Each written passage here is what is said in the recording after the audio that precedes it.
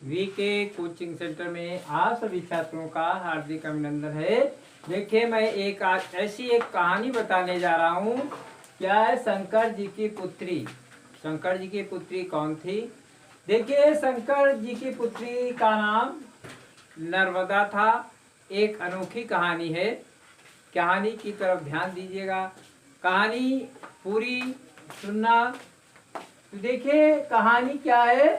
शंकर जी की पुत्री नर्मदा की अनोखी कहानी। तो एक बार ये माघ मास की शुक्ल पक्ष सप्तमी तिथि को इनका जन्म हुआ। इनकी जयंती मनाई जाती है। किसकी? नर्मदा जी की। तो देखिए, कहने का मतलब, ये मंदार पर्वत पर एक बार भगवान शंकर नर्मदा मंदार पर्वत पर समाधि लगाए हैं। लेकिन उसी के पास एक मेघल पर्वत है, मेघल। तो वहां का दृश्य देखा, वहां से उठ करके उन्होंने ये मेघल पर्वत पर समाधि लगा दी। तो शंकर जी ये समाधि लगा दी तो क्या होता है? समाधि इन्हीं तपस्या में लीन हुए और उस तपस्या का इतना वेग हुआ जो सूर्य भगवान, सूर्य जो है वो भी घबरा गए। वो अपनी तेज प्रचंड अग्नि बरसाने लगे। तो भगवान शिव जो है तपस्या में लीन रहे और उनके शरीर से पसीना बहने लगा और पसीने की बूंद से एक पुत्री का जन्म हुआ। पसीने के बूंद से पुत्री का जन्म हुआ। तो देखिए, पुत्री का जन्म, और उससे पहले भगवान शिव राजा, वहां के राजा मेघल थे। उनसे कहा, देखिए मैं तपस्या में करने जा रहा हूं और तुम्हारे सिवा यहाँ पर कोई भी नहीं आ सकता है। उन्होंने, राजा मेघल ने पूरी व्यवस्था कर दी। कोई भी व्यक्ति या प्राणी वहां पर नहीं आ जा सकता था, केवल मेघल ही वहां पर होते थे। इधर क्या होता है, जब पुत्री का जन्म हुआ भगवान शिव के पसीने से, तो उस पुत्री ने देखा मेरे पिता तपस्या में लीन है, सूर्य भगवान इतना तप रहे हैं। तो उस पुत्री का नाम क्या था? नर्मदा। उस पुत्री का नाम नर्मदा था। तो उसने देखा हमारे पिता यानी भगवान शिव पसीने से तर देते रहे, तो वो चारों तरफ पानी ही पानी हो गया। कि नर्मदा जो एक नदी का भी नाम है। तो चारों तरफ नर्मदा बहने लगी। इधर क्या होता है, राजा मेघल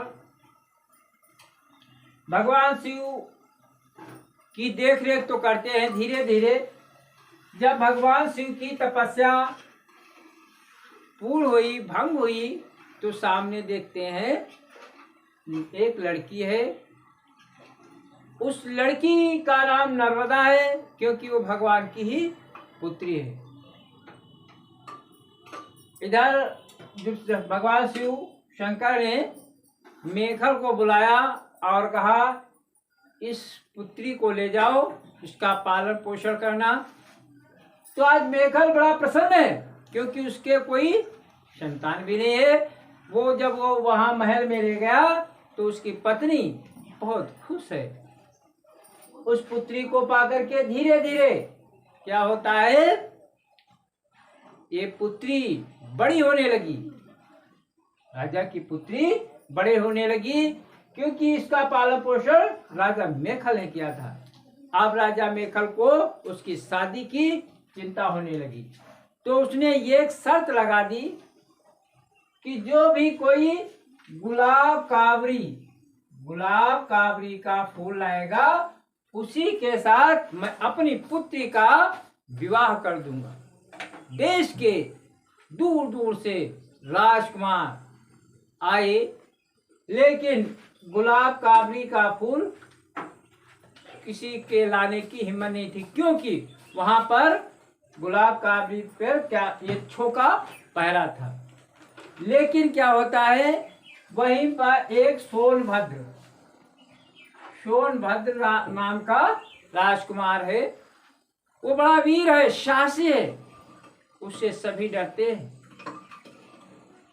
उसने प्रण कर लिया कि मैं सोनभद्र का फूल, एक ने प्रण कर लिया, मैं गुलाब काबरी का फूल लेने जाऊंगा।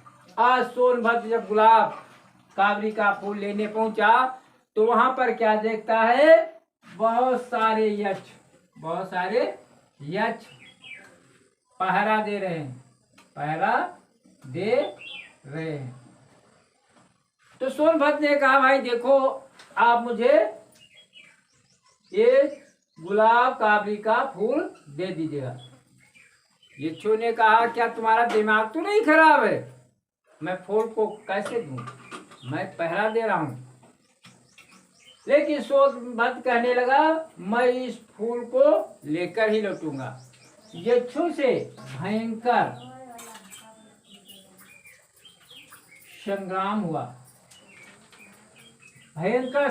हुआ, सोनभद्र यक्षों को परास्त कर दिया। क्या कर दिया? यक्षों को परास्त कर दिया। अंत में क्या होता है, यक्ष सोनभद्र से क्षमा याचना की और गुलाब काबरी का फूल सोनभद्र को दे दिया। आज सोनभद्र जब क्या है, गुलाब का फूल लेकर महल लौटा, इधर क्या होता है, जो नर्मदा है, नर्मदा को मालूम हुआ सोनभद्र बड़ा वीर है, वो मन ही मन उसको चाहने लगी। राजा को पता हुआ, राजा मेखल को, कि जो है सोनभद्र नाम का सैनिक फूल लिया है, तो बड़ा खुशी से झूम उठा और वो नर्मदा की शादी का प्रबंध करने लगा। इधर क्या होता है, नर्मदा को अपने से रहा नहीं गया और उसने अपनी दासी जुहिला को सोनभद्र के पास भेजा। सोनभद्र के पास पूछा और कहा, मेरा हाल चाल उसको बताओ और शीघ्र ही शीघ्र मेरी शादी हो और मुझको यहाँ से ले चले। अब दासी जुहिला जब वहां पर जाने के लिए तैयार हुई तो क्या हुआ, वो नर्मदा से वस्त्र आभूषण मांगे। नर्मदा ने अपने वस्त्र आभूषण दे दिए। तो दासी जुहिला वहां पर पहुंची सोनभद्र के पास। कौन? जुहिला कहाँ पहुंची? सोनभद्र के पास। आज जो सोनभद्र था वो जुहिला को ही नर्मदा समझ लिया, क्योंकि वो वस्त्र आभूषण, राजसी वस्त्र आभूषण पहने हुए थी, तो वो जुहिला को ही नर्मदा समझ लिया और उसने उसके साथ शादी कर ली। अब जुहिला भी उस पर मुग्ध हो गई, क्योंकि वो इतना सुंदर था, उस पर मुग्ध हो गई। अब सोनभद्र से जब जुहिला शादी कर लेती है, इधर क्या होता है, जब नर्मदा को काफी समय बीत गया, तो क्या होता है, नर्मदा वहां पर पहुंची सोनभद्र के यहाँ, तो देखती क्या है, वो दासी जुहिला उसकी पत्नी बनी हुई है। तो वो अपमान की भीषण आग से जल गई और नर्मदा अपमान की भीषण आग से जल गई। और क्या हुआ, उल्टी दिशा यानी उल्टे पांव वहां से चल पड़ी, उल्टा पांव चल पड़ी, उल्टी दिशा में चल पड़ी। अब जब उल्टी दिशा में चल पड़ी तो क्या होता है, उधर जुहिला की शादी तो सोनभद्र से हो गई और नर्मदा उल्टी दिशा में चल करके बहने लगी। वो अपमान को सहन न कर सकी। इधर क्या होता है, जब नर्मदा वहां से दिख जाती है और वहीं पर पहुंच गई जहां पर भगवान शिव अपनी समाधि लगाए हुए हैं, वहीं से फिर मंदार पर्वत पर समाधि लगाए हुए जहां पर भगवान शिव, वहीं पर नर्मदा भी पहुंच गई, लेकिन वो अपने पिता से कुछ ना बोल सकी और वहीं पर स्थगित हो गई। इधर जब नर्मदा वहां पर स्थिर हो गई और उसको लोग नर्मदा माँ के नाम से जानने लगे। इधर जो माता, ये नर्मदा नदी है और नदियों में देखिए गंगा, यमुना, सरस्वती, नर्मदा। ये गंगा क्या है, ये क्या है, इसको कहते हैं ऋग्वेद, क्योंकि ये वेदों से निकली हुई गंगा। और ऋग्वेद, यजुर्वेद,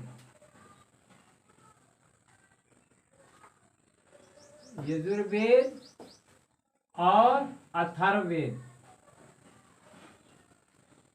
और ये सामवेद।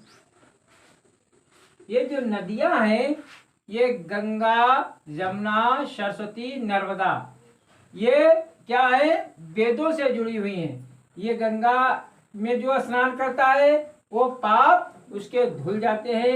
यमुना भी, यमुना में अगर स्नान करने से सारे कष्ट मिट जाते हैं। और गंगा जमुना का जब मिलन होता है उसको हम सरस्वती बोलते हैं। और नर्मदा, ये क्योंकि ये कुंवारी ही रहेगी, नर्मदा जो है कुंवारी ही रहेगी,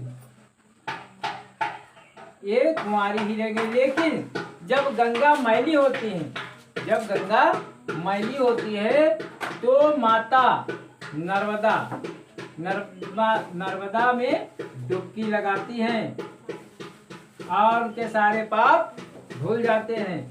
फिर गंगा क्या होती है, फिर गंगा माँ यमुनोत्री अपने स्थान पर चली जाती है।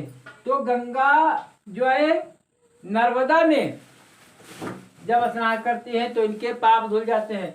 तो अब देखिए गंगा खुद गंगा माँ है, उनके जब पाप धुल जाते तो मनुष्य के क्यों नहीं धुलेंगे।